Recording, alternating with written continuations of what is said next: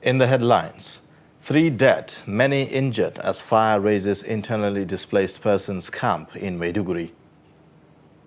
Bandits invaded Yaratsakua village in Araba local government area of Sokoto state, abduct councillor, 8 others. Traumatized by banditry, violated and impregnated by supposed helpers, story of 17-year-old Zainab Umar. Another foreign scene, 8 Malian soldiers, 57 fighters killed in clashes with unidentified armed men, border with restive Burkina Faso and Niger. Hello and welcome to Trust News Update. I am Ayubelia. Thank you for joining.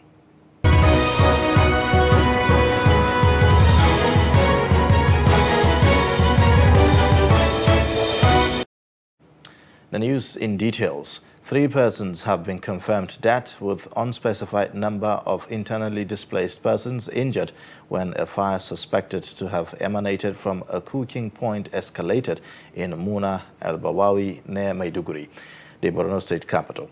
The incident, which took place on Friday, also raised down over 100 shelters, leaving hundreds of IDPs stranded and displaced from the camp.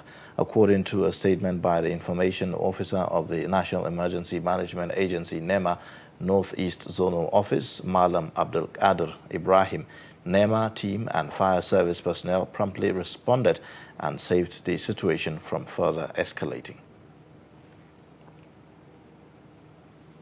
Now, bandits have invaded Yaratsakua village in Araba local government area of Sokoto state, abducting 9 persons, including the serving councillor of the area, Lawali Bello. 2 wives and a daughter of the former councillor of the area, Alhaji Abdullahi Garba, are among the abductees. Daily Trust reports that the bandits attacked the village in the early hours of Saturday and operated till 2:50 a.m. They reportedly ransacked houses and shops, including medical stores, robbing people of their belongings. The bandits shot and injured 1 person who was taken to Talata Marafa General Hospital in Zamfara State for treatment. As at the time of filing this report, spokesman of the Sokoto Police Command, ASP Sanusi Abubakar, neither responded to calls and text messages put to his phone by Daily Trust reporter who seek their confirmation. Now, 4 kidnapped victims in Kaduna who were released on Thursday have narrated how their abductors left them under the care of merciless children who they claimed tortured and starved them. Daily Trust Kaduna Bureau Chief Lami Sadiq has the story. Fleeing constant banditry attack on their village in Chiku local government area of Kaduna State, 4 middle-aged men relocated to Shiroro local government area in neighboring Niger State. This, however, offered little respite, as a little over a month ago, they were abducted by bandits who moved them into the enclave of Kuduru Forest in Kaduna State. Now, having regained their freedom on Thursday morning, they made their way into Dogondar community in Kaduna's Birningwari local government area. There, they were cared for by the people who later handed them over to members of the Road Transport Union to be brought to Kaduna City, where they were to reunite with their family members. Before them, we had spoken to some of the released captives, and one of them, Ishaya Ilya, narrated how for 1 month they were chained, they were tortured and denied food by young boys he described as merciless and below the age of 12. Their story is one of numerous instances where bandits abduct people across northern Nigeria and only release them when ransom is being paid. It is also not the first time released victims have raised alarm about the use of children who now take charge of this enclave. This worrisome development points to a grooming strategy by bandits who are trying to replace a generation of bandits that the Nigerian government is presently fighting. 5 persons have been arrested by officials of Oyo State Road Transport Management Authority for allegedly parading themselves as traffic officers. Chairman of the OYRTMA, Akin Fagbemi, said this at the headquarters of the agency in Agodi Secretariat, Ibadan. According to him, the 5 men are not only unknown to the agency, they are falsely using the name and uniform of the agency to exploit innocent people and also tarnish the image of the body. Fagbemi, before handing them over to the police, explained that the men were caught between New Garage and Orita Challenge areas in Ibadan. Reports with regards to those who have been masquerading as OITMA officers, apprehending supposedly offenders, and at the same time extorting, collecting money from them. Yesterday at 5-6, when we got this letter, we sent our men. We also have our own department of enforcement with regards to misbehavior of officers and those outside. And we went to the area at Challenge, Orita. They are notorious for that. The reports we've been having with regards to that is extorting, collecting 20,000 naira. And these are guys that you will see. Most of them, you see them on Ankara, on natives, you see them putting reflective jacket. You will never see them wearing a complete uniform with the name tag. We also, that are the public, must ensure that we follow basic traffic rules and regulations we should not violate. Secondly, we should not aid them in ensuring that you give them money. Please and please, let's assume you've committed an offense, broken traffic rules, and the people want to collect money from you. Do not give it to them. Rather, come straight to the headquarters of OITMA. We know what to do. You are supposed to pay every fine in accordance with the law to government coffers. Staying with security matters, bandits and terrorist activities in Katsina State still linger, causing destruction, devastation and tragic tale of unquantifiable proportion. 16-year-old Zainab Umar is one of those who have suffered the devastating effects of the violence.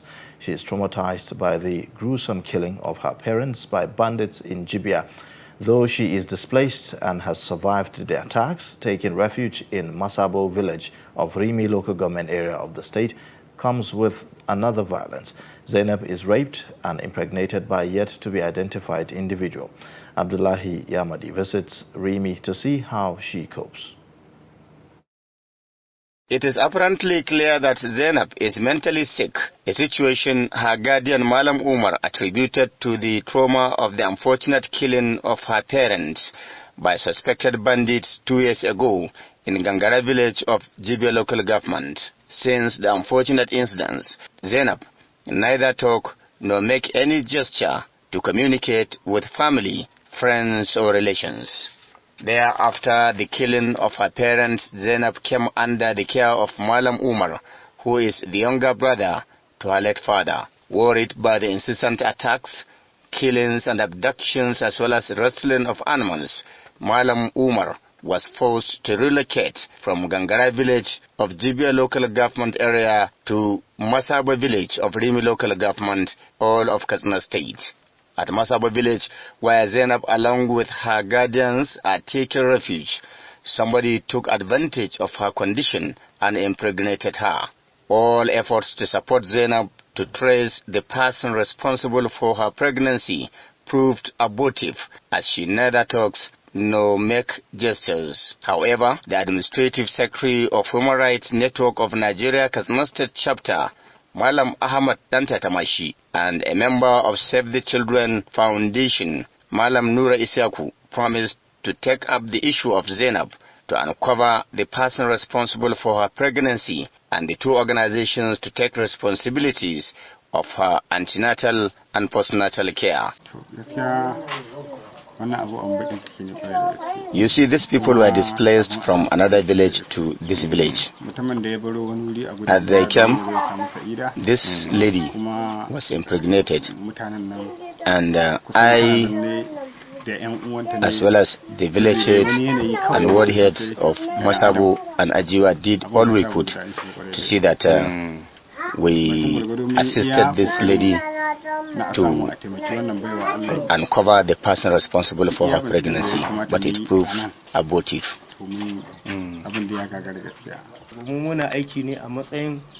You see, our concern as members of Save the Children is to see that she delivered without any problem.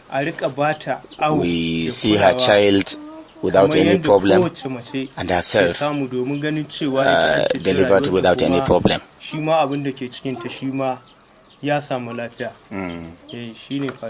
Malam Umar, a guardian to Zainab and a father of 24 with 2 wives, was forced to abandon his farmland and a house in Gangara village in Jibe local government to Masabu Erimi, a distance of about 100 kilometers. Besides being displaced, Malam Umar had a fracture on his leg following a motorbike accident which forced him to stay indoors for over 2 months. Though disturbed by the economic predicament which is hitting too hard on his head and his family, as well as squatting in this dilapidated house, Malam Umar is more concerned about the vulnerability of Zainab.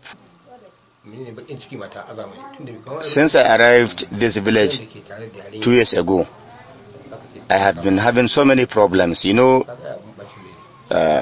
for somebody to relocate from one place to another, the burden is going to be too much, and that is why we are suffering too much. I cannot even reach my basic needs and the basic needs of my family. And look at my condition now. I had a fracture on my leg. And my major concern now is Zainab, who is very vulnerable. I don't even know what to do.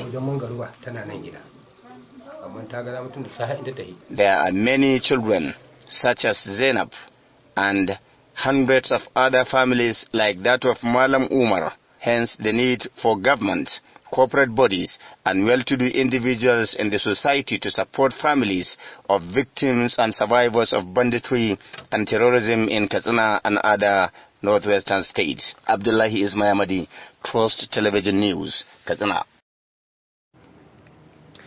Now, vehicular movements and other economic activities were brought to a standstill for several hours on Friday when protesters, mostly truckers, blocked the Gwaram-Basirka Road in Jigawa State. They are aggrieved over the continued closure of the popular Gwaram Bridge, which links the Jigawa to Bauchi and Gombe states. The protesters, mostly youths, blocked the road, thereby preventing vehicles from coming from both sides.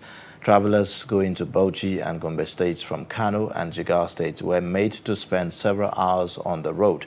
Travelers were forced to disembark and trek to other end of the road to continue their journeys. Divisional Police Officer in Gwaram, SP Muhammad Wakili, stakeholders and the district head of Gwaram specified the protesters who agreed to open the road after giving the government a 3-day ultimatum to provide an alternative route for their trucks. It will be recalled that the state government had in August announced the closure of the bridge to articulated vehicles as part of measures to carry out repairs on the damaged portions of the bridge. You're watching Trust News Update. Coming up, misinformation contributing factor to COVID-19 vaccine hesitancy. Join us again for more details.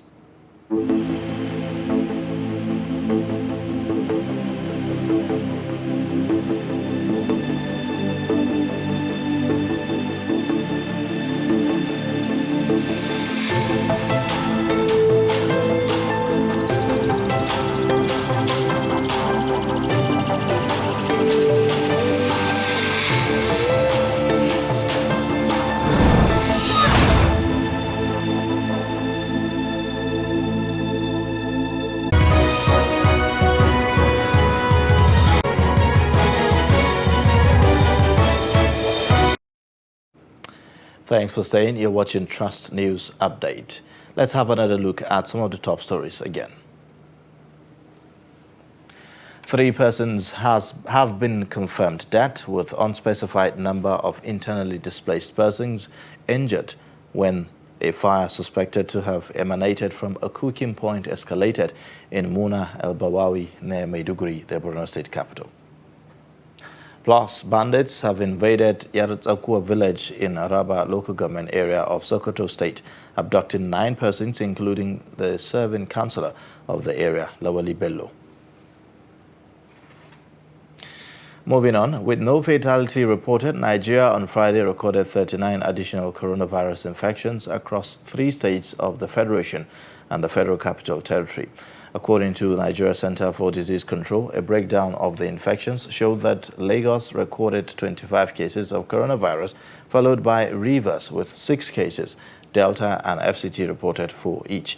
With the new infections, Nigeria now has a total of 254,221 cases, 230,549 recoveries, and 3,142 fatalities.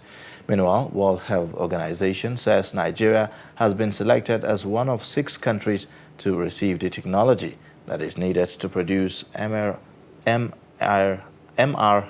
vaccines.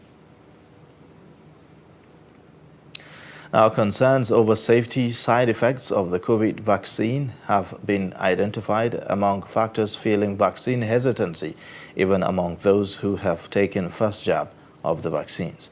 National Primary Healthcare Development Agency said that the hesitancy is due to misinformation, disinformation, among other causes circulating in the media space. The Primary Healthcare Agency, however, assures citizens of safety of vaccines as critical to achieving public health immunization goals. Trust TV's Aisha Salihu reports. Vaccination hesitancy, even in the midst of a global pandemic, is a major barrier to the elimination of several highly contagious and deadly diseases. While COVID-19 vaccines are getting the most attention, suspicions of safeness of the vaccine impairs successful vaccination procedure in the country. Personally, I am always scared of anything vaccine. Even though I took vaccines when I was little, when I was growing up, but I've not taken the COVID vaccine. But I think it's very important. You should take vaccines. Necessary. I didn't take it serious, personally. Not because I've had any rumor or any negative thing, no. Because within that my domain, it's a thing I can just walk to any maybe nearby healthcare and take a shot. But I will do that very soon. So I've taken the first dose and they gave me the second dose. The date is almost at hand. But the people there are no more there. Under the beggar from under the bridge there. They're no more there all the time when I pass there. I don't see anybody around. They gave me to the second, but they are no more there. They're not encouraging. For those of us that took it, we are regretting. Why should we go gamble into something that does not exist?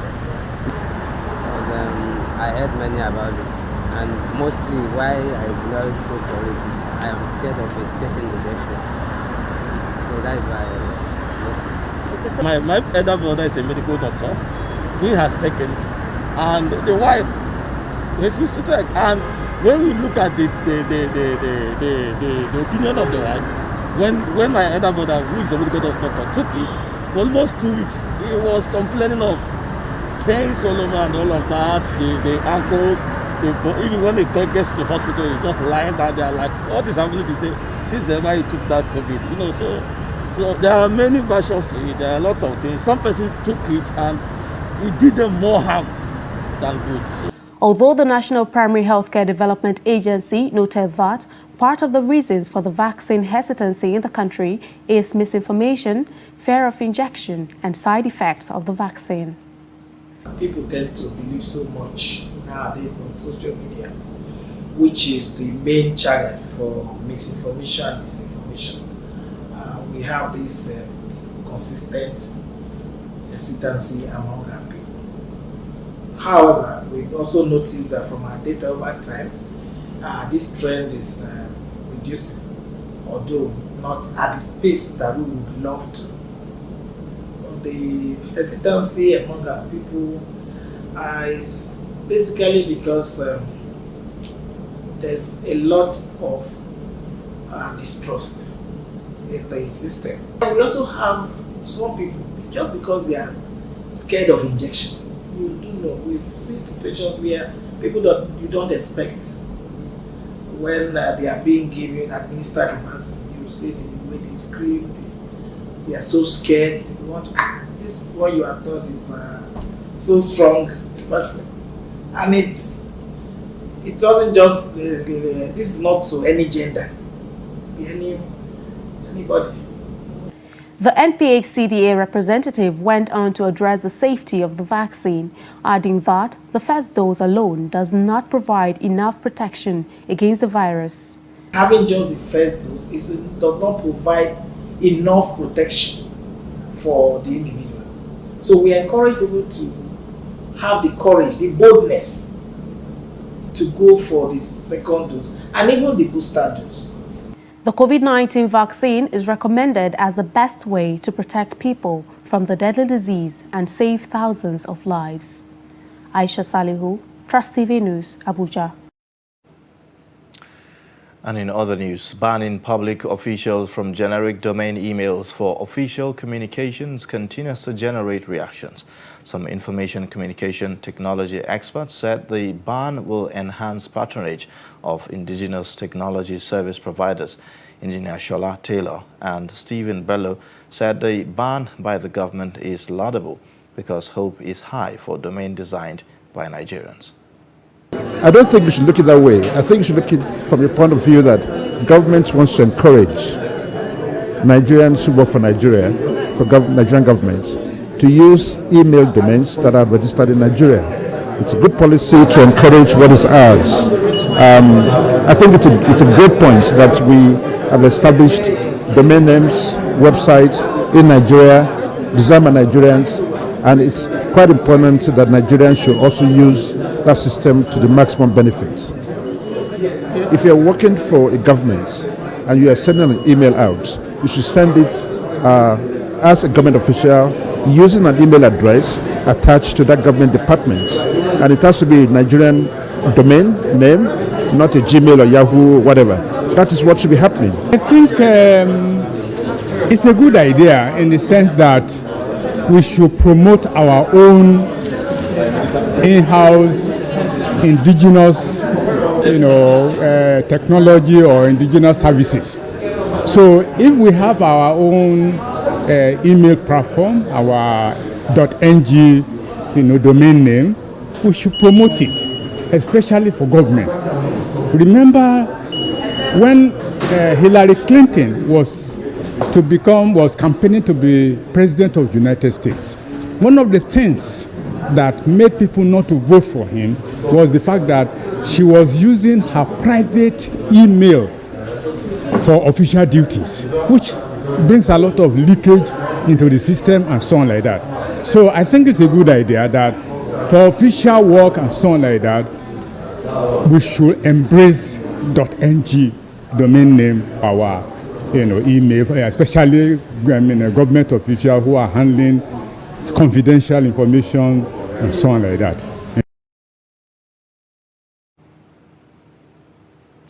National Union of Bauchi State Students restate commitment to boost education standard by going round to all the 20 local government areas to mobilize other students. President of the union, Abubakar Muhammad, said this in Bauchi on the status of secondary school across the state. Adamu Imam has details. The leadership of the union says they will make sure they put accountability mechanism to ensure that they collaborate with the State Ministry of Education to ascertain the level of progress Bauchi School have recorded since the coming of the present administration.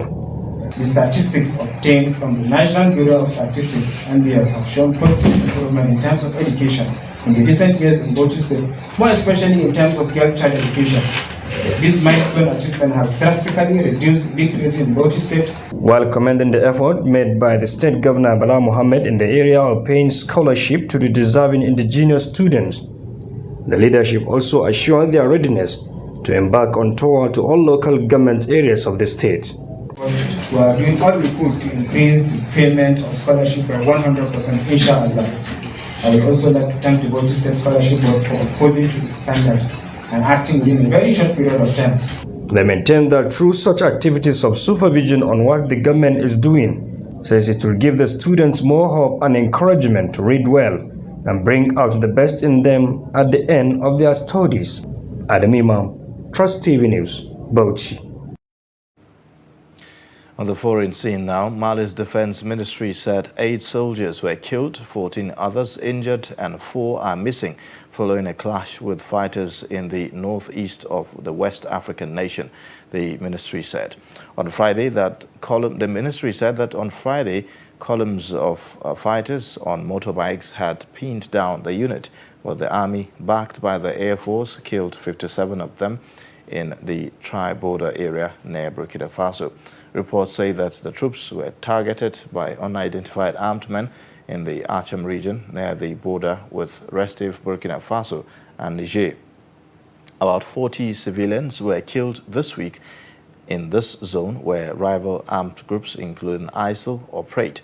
The latest attack comes as Mali's ruling military government asked France on Friday to withdraw troops from its territory without delay, calling into question Paris' plan for a 4 to 6 month departure and highlighting the breakdown in relations between Paris and its former colony. In sports news, Novak Djokovic faces Italian teenager Lorenzo Musetti in Dubai next week in a tough first-round comeback following the drama surrounding his Australian Open deportation. The world #1 makes his return to the court on Monday after the coronavirus vaccine row that kept him from defending his Australian Open title. Djokovic and Musetti have history, with the 19-year-old taking the first 2 sets off the Serb when they met in last year's French Open. Meanwhile, Spanish rival Rafael Nadal won the Australian Open to become the first man to win 21 major titles, one ahead of Djokovic and Roger Federer. And with that, we wrap up Trust News Update. Join us again for another time on the News Bulletin. I am Ayuba Ilya. Thank you for watching. Bye for now.